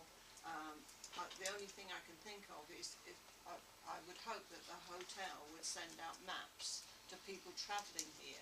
They're not going to have their computers in front of them while they're driving, with maps to give them the best route in to arrive at the hotel safely. I'll move approval on the application with all those conditions. A seconder? Yes. I'll come to a question next from Frank Biederman. Well, a couple of questions, Chairman, if you don't mind. Paul, one to the highway and one to the planning manager, if that's all right. Having listened to all of this, obviously we have got conflicting opinions, and we accept that Devon County Highways are the independent adjudicator, if you like. So are we saying, I assume the traffic is a 60 mph speed limit at the junction of Newlands Hill and Kingford Junction, and as I understood it, there was a 40 metre visibility at that junction. Newlands Hill, I wasn't quite sure, I didn't quite pick up what the visibility is at Kingford. So are you as an independent confident that that doesn't propose any highway safety to somebody exiting Newlands Hill, cars coming at 60 miles an hour? Well, I think the traffic movements are fairly irrelevant, to be honest. If there's only one a day, if they happen to come at the same time, you know, the impact's the same. So I mean, the question is, are you confident that poses no unacceptable risk to somebody travelling 60 miles an hour? And my second question to the planning manager, I think one that really concerns me is with the loss of these free passing places. And if I remember rightly, I voted in favour of this application last time, and one of the reasons, and it was very fine, was these free passing places and the impact on the landowners. Clearly, there's going to be an impact on a landowner here, and it's going to affect his amenity. If his land keeps getting damaged, surely it's not acceptable for us to expect him to take legal action if that impact's going to be there. I mean, surely we need to protect his amenity, and that should be a planning consideration. Thank you. That's just questions. I'd like to come back later. Mark? Certainly, I can answer the first one. Well, we would have to find, when you say protect his amenity, well, you can mitigate the impact in terms of the measures that have been set out in the documentation and on the agenda report. So there will be mitigation, but that doesn't extend to protection of private property. And if we were, as a planning authority, and as I've said, and I think I've stressed, I am sympathetic to Mr. Bowen's particular concerns about this, and I've seen it for myself. And I did check this with Brian Hensley as well at County Hall on Friday. I spoke to him, and I did say, well, you know, in your experience across the county, have we ever refused an application because there is an additional increment in terms of traffic generation that will result from a proposal, and that traffic, a proportion of that will be using a particular route. In this case we're talking Newlands Hill, and that will lead to, the assumption is that it will lead to further damage to the highway. But it's a very tenuous line of logic here, because we would have to have evidence. Specifically, we are considering this application today. We would have to be clear that this application generates a particular quantum of addition of traffic generation that will use Newlands Hill and will result in damage to that. And where does that put us? Are we likely to be able to evidence that, to suggest that we should be refusing an application on that basis? And I would suggest, whilst we have every sympathy with this particular concern, that to my mind is not a reason for refusing the application, although we do understand the concerns. But not in my experience ever have we refused an application because of the increased wear and tear on the local highway network. I was talking about the land. Well, and the land either side, of course. Paul Young? I've been involved in a number of situations in the past where this very issue has come up. Now, if you're looking at vehicle movements of an extraordinary nature, vehicles that wouldn't normally be permitted on the highway or need some kind of licensing arrangement, then that's something which the police have the ability to take action upon. But what you have is a situation here where legitimately vehicles using that road will increase, or those roads will increase. There may well be corresponding damage to the adjacent hedge banks.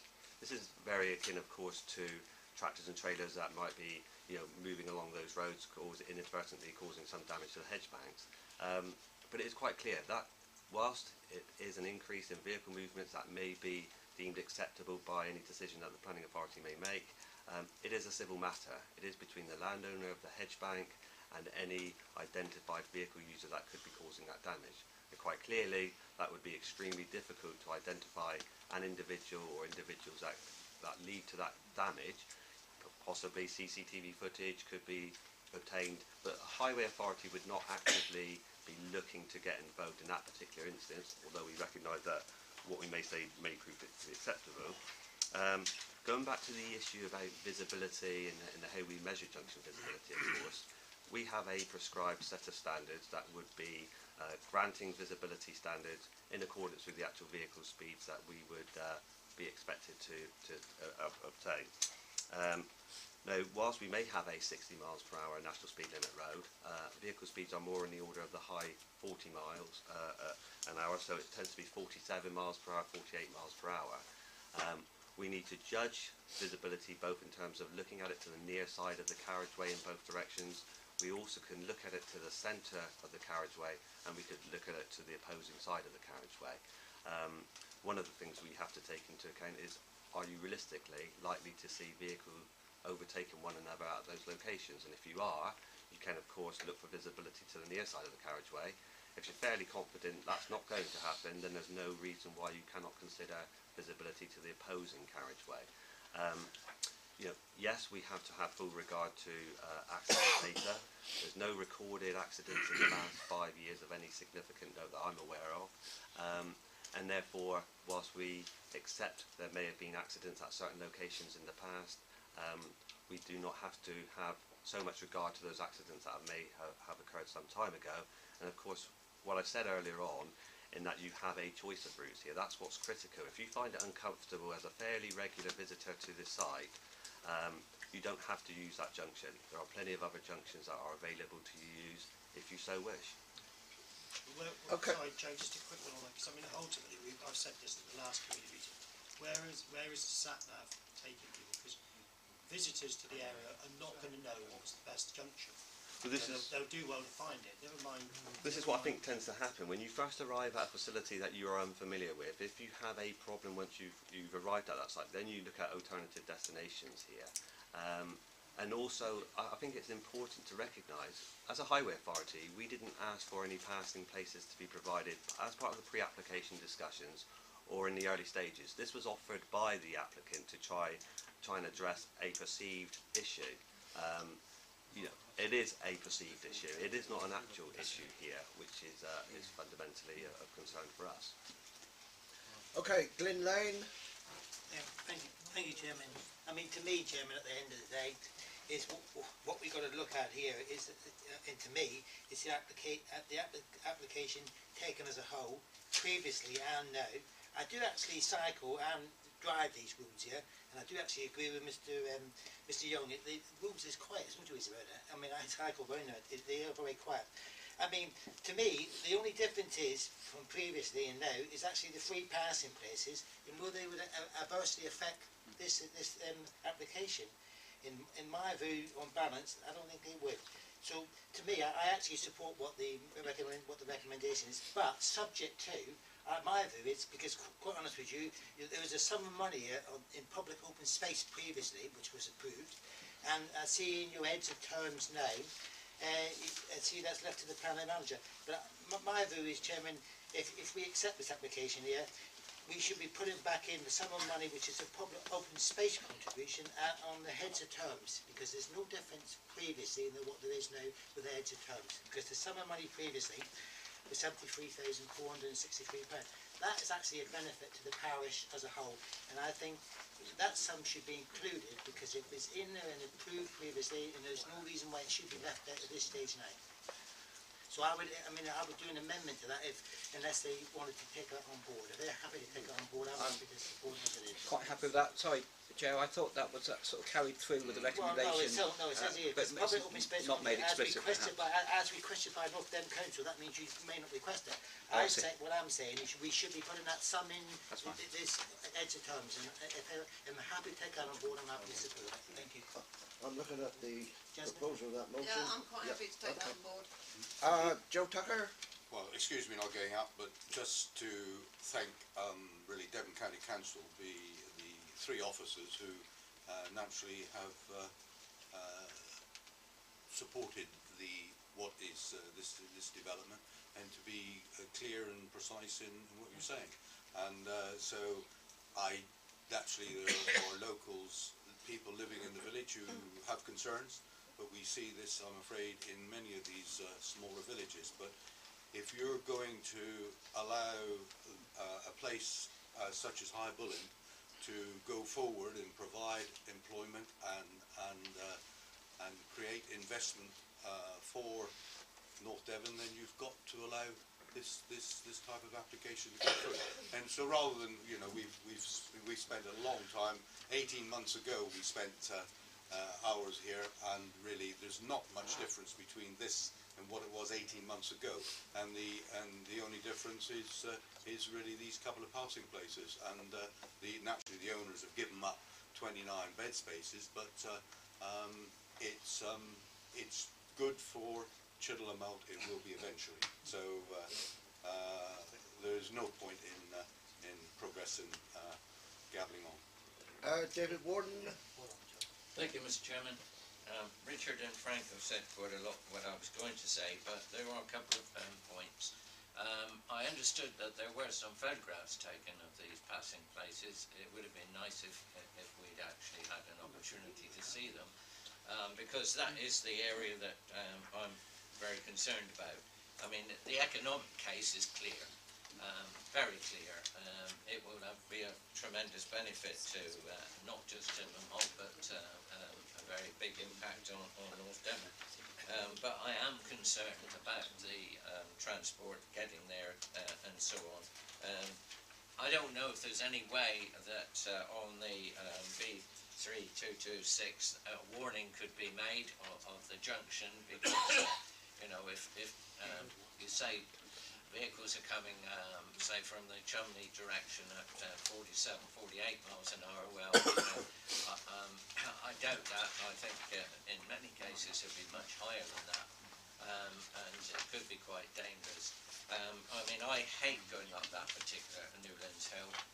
I avoid it like the plague if I can, and you know, it would be good if we could still have those three passing places. And I would be much happier to support this if that was included, rather than just ignoring it. That's really what I want. Okay, John Moore. David has come up with an idea that I was going to say, because I think that had those passing places been got in the first instance, we wouldn't be here today, because we've already approved it. So it is about the passing places up that hill. And I think that when I was the county councillor, that the B3226, the signposts were removed from South Malton because they said there was too much traffic going down there and it was damaging the road and the edge banks. So, you know, you come up with two different tales, but maybe you don't remember that, but that's what it was said. And the person that brought it to my attention was the person that lives in the pub, or was the owner of the pub at the Exeter Inn, because he'd made up his calling cards. Traffic was coming into South Malton and going on and not going that way. So I think that sometimes the highways have got a decision to make for themselves. at no time has the applicant asked the owner whether he would be willing to sell or allow for these parking places.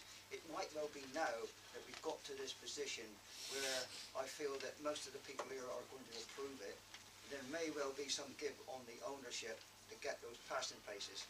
The last time I was at Highbullen, I was actually coming from Atherington, and I would not come up that road off the B377 because it is a very dangerous. So I did go to Kingsnipton and come back.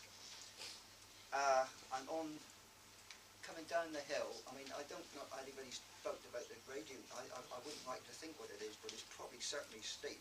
And the last time I was coming down there, a young lady had to reverse, I think it was about 50 or 60 yards, and she hit the edge bank 2 or 3 times, so I can appreciate what Mr. I know she wasn't a very good driver, but having said that, when you look at the steepness of that hill and you've got to reverse downwards, it's harder than having to. So I would like to think that we could take on David's remarks and saying that perhaps he could go back to the landowner, and I mean, we're not saying we should refuse it or anything like that, but we could go back now, seeing that he sees that the situation is slightly changed from what it was, Chairman.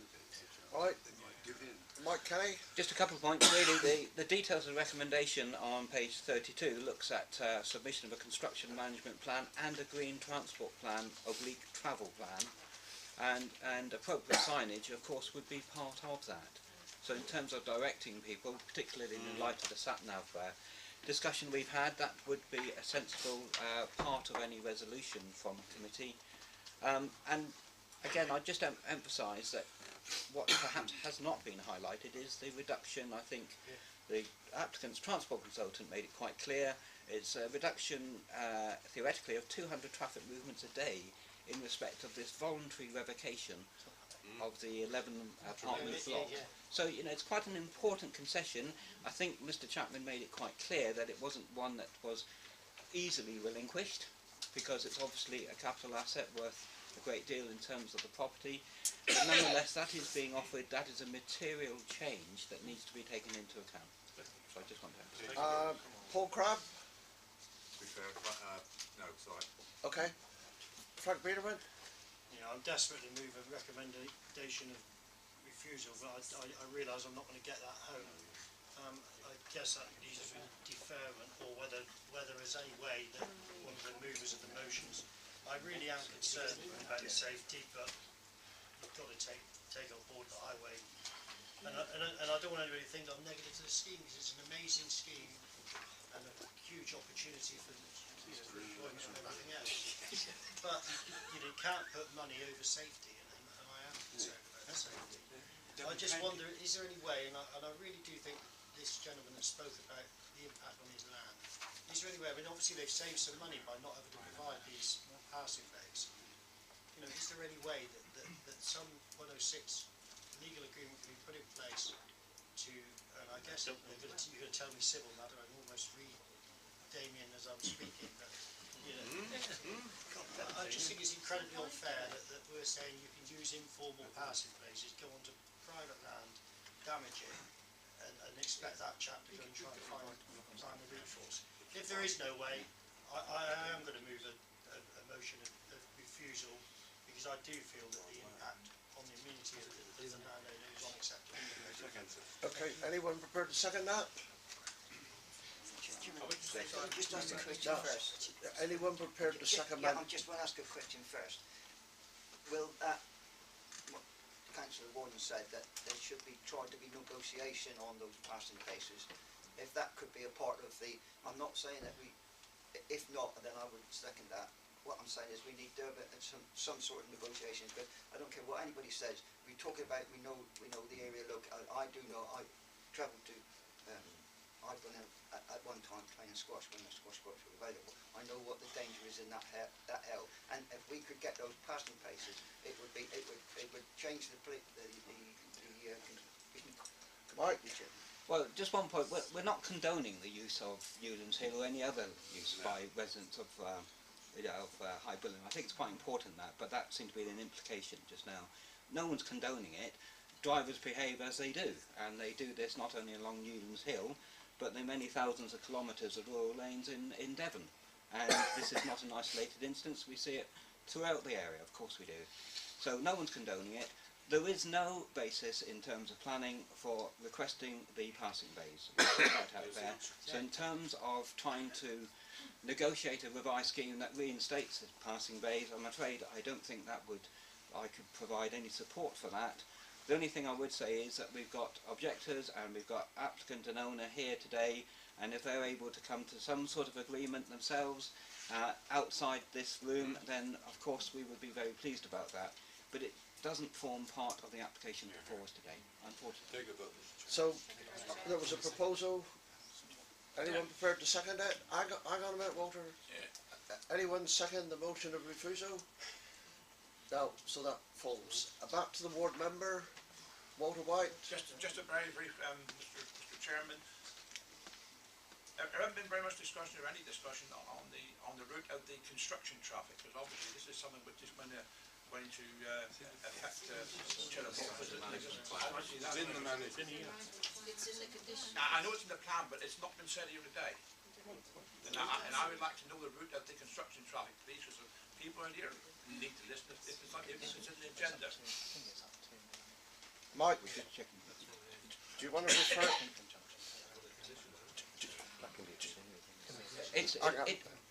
It has, sorry, Chair, if I may, it is a specific part of the recommendation on page 32, which is a construction management plan in addition to a green transport oblique travel plan, and that will be agreed between Highway Authority and the applicants. So whilst we might have some idea, it would obviously take into account the reason why it's there, amenities of local residents. So it is a specific part of the recommendation.